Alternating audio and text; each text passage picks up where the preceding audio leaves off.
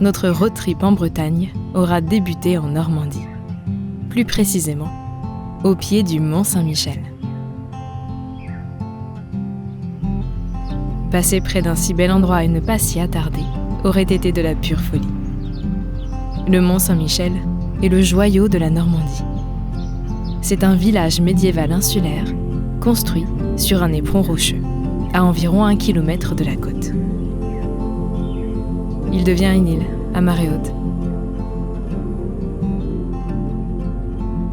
Aujourd'hui, la mer est basse, ce qui nous permet de le rejoindre à pied, en traversant la baie. Il est par contre conseillé de se faire accompagner par un guide si l'on veut traverser sa partie sableuse, car le mont est entouré de sable mouvant. Cette particularité a participé à la réputation de ce site, mais on y vient surtout pour sa beauté architecturale. Ce n'est pas la première fois que nous venons ici, mais c'est toujours un réel plaisir d'arpenter ces jolies ruelles. En regardant au loin d'en haut, nous avons remarqué qu'un vrai mauvais temps se profilait. Alors, nous sommes vite rentrés. Nous avons rejoint le van juste à temps. Et la pluie a cessé dès notre arrivée à l'endroit où nous passerons la nuit. Une jolie plage, de laquelle on aperçoit la silhouette du Mont Saint-Michel. La bête. Il est en train de s'endormir, non? Tu t'endors, Skippy? Je fais pas dodo, là. Hein?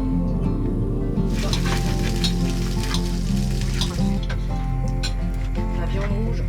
Sandrine, elle mange vegan. Comme toujours.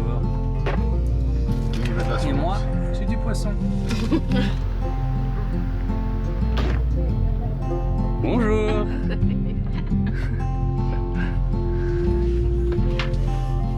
Welcome home. Cet endroit fut parfait pour notre première nuit. Et voilà, Cancale la Belle. Cancale est une ville reconnue pour ses huîtres. Les huîtres de Cancale. Ça va, Bob? Qu'on appelle un doggy bag. Fallait pas ronger ta laisse. Maintenant, tu peux plus marcher tout seul. T'as l'air couillon comme ça, hein? Et attends, il y a pire, il pourrait être sur mon dos. C'est parti. Le ventre plein, nous partons nous balader dans la ville de Saint-Malo.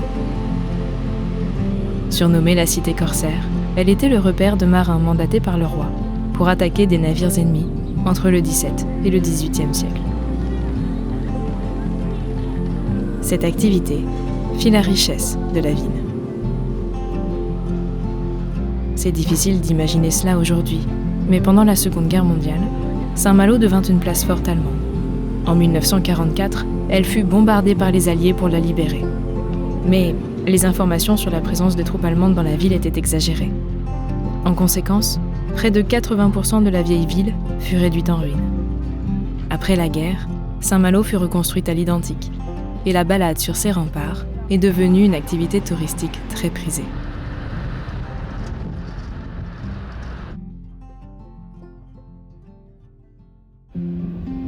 Après une journée culturelle, place à la nature. Nous descendons à la plage de la Fosse.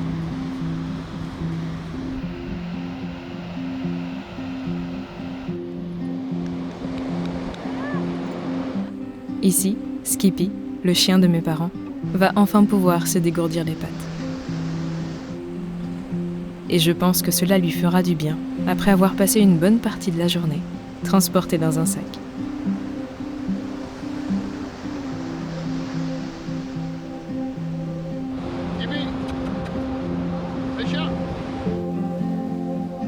La plage en elle-même est vraiment très belle.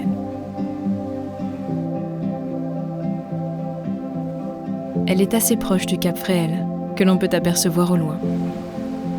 Mais ce sont ces falaises de grès rose qui lui donnent son caractère. C'est peut-être aussi pour cela que le sable a une légère teinte rosée dans ce coin.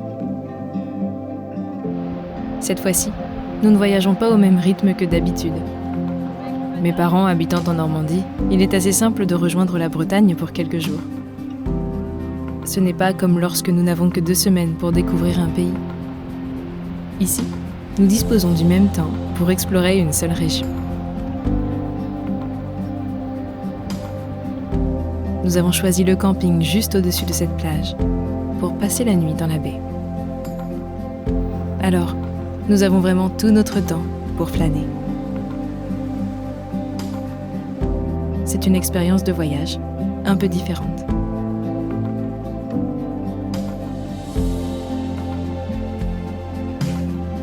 Le lendemain, nous rejoignons le cap Fréhel et son phare, un des plus puissants de France, avec une portée lumineuse de 53 km. Grâce aux falaises, il est perché à 103 mètres au-dessus de la mer.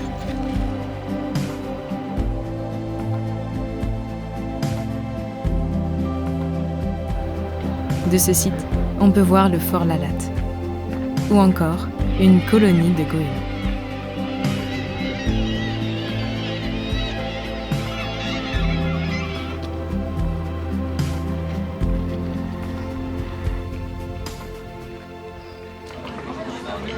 Venir en Bretagne, c'est aussi profiter de sa gastronomie. Ici, les huîtres sont excellentes. Et pour les amateurs de sucré, il y a de quoi se faire plaisir. Non, pardon, désolé. Merci. Voilà, bonne Merci, ça c'est pour moi. Nous nous rendons ensuite au fort Lalatte. C'est magnifique. On suppose qu'il a pris ce nom sous Louis XIV, quand il a été fortifié et équipé de canons pour défendre la côte. Mais auparavant, il était un château médiéval, le château de la Roche-Goyon. Il portait le nom de ses propriétaires, les Goyon-Matignon, qui l'ont construit au XIIIe siècle. Son rôle était de protéger la côte des attaques maritimes pendant la guerre de Cent Ans. Nous avons tant aimé l'endroit que nous décidons de rester une seconde nuit au camping de la veille. Et on a mangé aujourd'hui à la superbe roulotte qui se trouve derrière ici. Du bon poisson Findus. Les éoliennes au loin. Puis nous rejoignons à pied une autre plage de la baie pour profiter du coucher de soleil.